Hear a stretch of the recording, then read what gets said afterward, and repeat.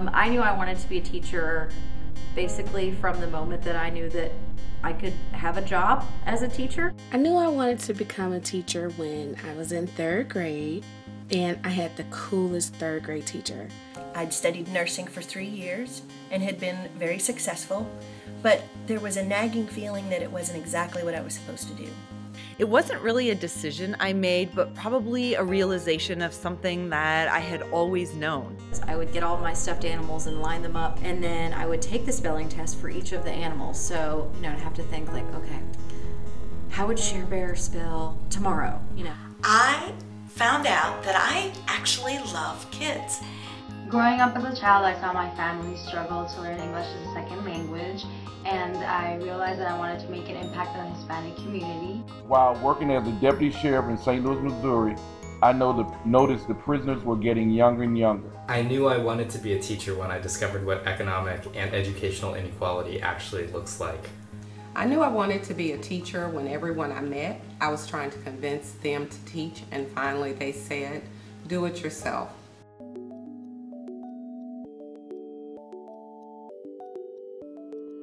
The biggest misconception about teaching is that teachers do this job because of all the vacation time, of the easy hours, and the simplicity to the job itself. The biggest misconception, I think, about teaching, which there are a lot, it's easy and you just have to tell the students the information and they will learn it. if you teach young children, I think a lot of people think you don't have to be very smart. Those who can't do, teach. It's a job that anyone with a college degree can do. Our short hours and our summers off. You have to be able to manage so many different components of people and systems and ideas in ways that most people just don't have to do. The amount of planning, the amount of thoughtfulness, the amount of professional development.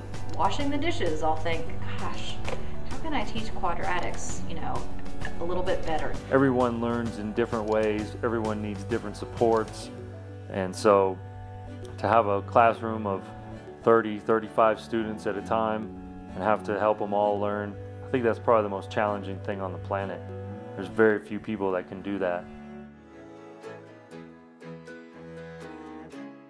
When work is hard and stressful, the thing that I have to do to keep going is to remember what Frederick Douglass said, which was, if there is no struggle, then there will be no progress. I also read a lot of romance novels. I look to colleagues, different than coworkers. I rely on my networks of inspired teachers and educators across the country to keep generating that kind of positive atmosphere around this work. So, teaching in 3 words is a tough one. Commitment, love, and passion. Because without those 3 things, it would be extremely difficult to get up and continue to do this job. Describe teaching in 3 words. Oh gosh. Fun, definitely. Unpredictable. Creative. Futuristic. Transformative. Adventurous. Challenging. Complex. Rewarding. Life-changing. Impacting the future. That's more than 3 words. Most important career. Sustaining the future. It's addictive and it's worthwhile. On-job training, how about that? I love that word.